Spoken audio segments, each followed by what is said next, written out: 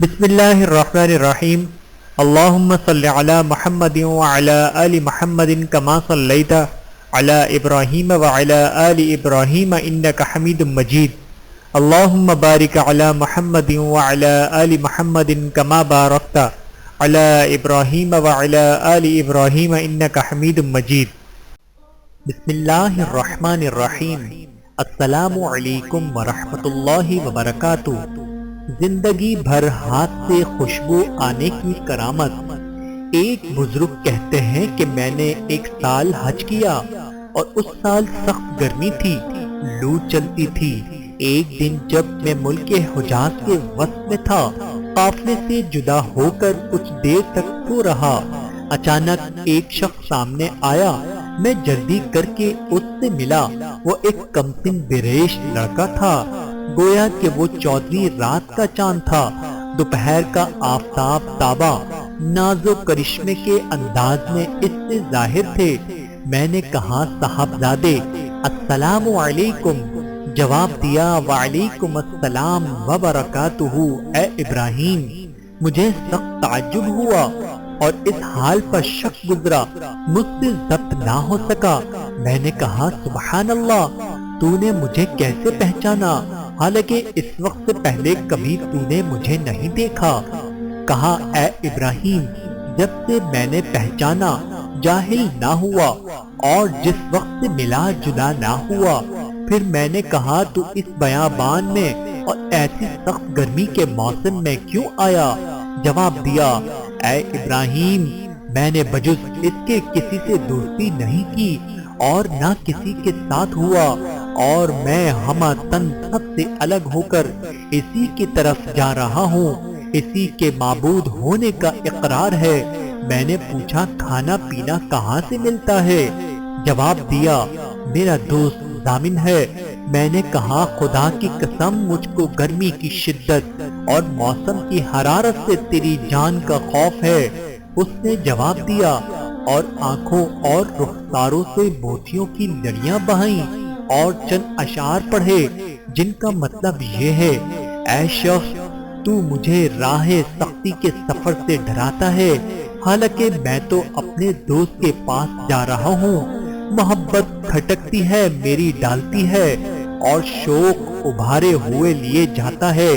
بھلا خدا کا دوست بھی کسی انسان سے ڈرا ہے؟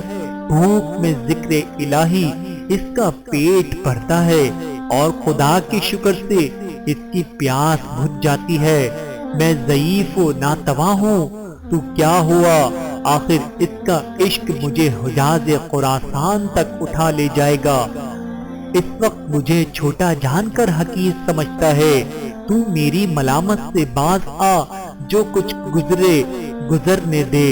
وہ بزرگ کہتے ہیں کہ پھر میں نے اس سے کہا تجھے خدا کی قسم اے لڑکے تو اپنی عمر ٹھیک ٹھیک بتا دے۔ کہا میں قسم کھا کر کہتا ہوں کہ یقیناً میری عمر 12 برس کی ہے۔ پھر کہا اے ابراہیم کیا وجہ ہے جو تو نے میری عمر پوچھی اور میں نے ٹھیک ٹھیک عمر بتلا دی؟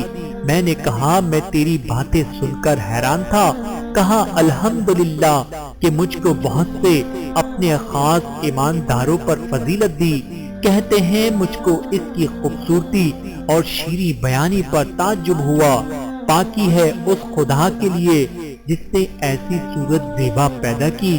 پھر اس لڑکے نے کچھ دیر تک اپنا سر جھکا لیا، اس کے بعد سر اوپر اٹھایا اور مجھے تیز نگاہ سے دیکھا۔ پھر کہا اے ابراہیم، دراصل جدا وہ ہے جسے دوست چھوڑ دے اور ملنے والا وہ ہے جس نے خدا کی فرما برداری میں حصہ لیا۔ لیکن اے ابراہیم، تو دونوں قافلوں سے الگ ہے۔ میں نے کہا ہاں میں ایسا ہی ہوں، اور خدا کے لیے میں تجھ سے درخواست کرتا ہوں کہ تو میرے حق میں دعا کرتا کہ میں قافلے میں اپنے ہم راہیوں سے مل جاؤں۔ ابراہیم کہتے ہیں کہ پھر میں نے دیکھا کہ اس نے آسمان کی طرف نگاہ اٹھائی اور اپنے لب ہلا کر کچھ کہا۔ اس وقت مجھے کچھ نیند سی معلوم ہوئی اور میں بے ہوش ہو گیا۔ جب مجھ کو ہوش آیا تو اپنے قافلے میں پایا اور میرا ساربان کہتا تھا کہ اے ابراہیم سنبھلے رہو، سواری سے نہ گرو۔ مجھے معلوم نہ ہوا کہ وہ لڑکا آسمان کو اڑ گیا یا زمین میں سما گیا۔ پھر ہم جب اہل قافلہ مکہ مکرمہ میں پہنچ گئے اور میں حرم شریف میں داخل ہوا، میری نظر اچانک ایک لڑکے پر پڑی جو خانہ کعبہ کا پردہ پکڑے رو رہا تھا۔ اس کے بعد وہ خود بخود سجدے میں گر پڑا اور میں دیکھتا ہی رہا۔ پھر میں اس کے پاس آیا اور اس کو ہلایا تو وہ جان بحق ہو چکا تھا۔ خدا اس سے راضی ہو، مجھے اس پر سخت رنج اور افسوس ہوا۔ میں اپنی قیام گاہ میں واپس گیا اور کپڑا اور ضروریات کی چیزیں اس ارادے سے کہ اس کو دفن کروں ساتھ لے کر واپس آیا، مگر میں نے اس کو نہ پایا اور نہ کسی نے خبر دی کہ اس نے اسے زندہ یا مردہ دیکھا ہو۔ تو میں نے جان لیا کہ وہ لوگوں کی آنکھوں سے پوشیدہ کیا گیا ہے اور میرے سوا کسی نے اسے نہیں دیکھا۔ میں اپنے مکان پر واپس آیا اور کچھ دیر سویا۔ اس کے بعد خواب میں اسے دیکھا، ایک بڑی جماعت میں سب سے اول سردار نہایت بیش و بہا نورانی پوشاک پہنے ہوئے جس کی ثنا اس سے بیان میں نہیں آ سکتی۔ میں نے اس سے پوچھا کیا تو ہمارا دوست نہیں؟ کہا ہاں۔ پھر میں نے کہا کیا تو مرا نہیں؟ کہا ہاں۔ یہ درست ہے؟ میں نے کہا خدا کی قسم تجھ کو دفن کرنے کے لیے میں نے بہت تلاش کیا اور چاہا کہ تیرے جنازے کی نماز پڑھوں۔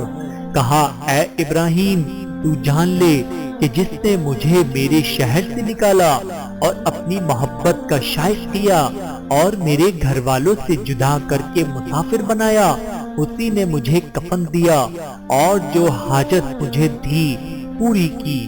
میں نے کہا خدائے کریم نے تیرے ساتھ کیا معاملہ کیا؟ کہا مجھے اپنے روبرو کھڑا کیا اور فرمایا تیری کیا مراد ہے؟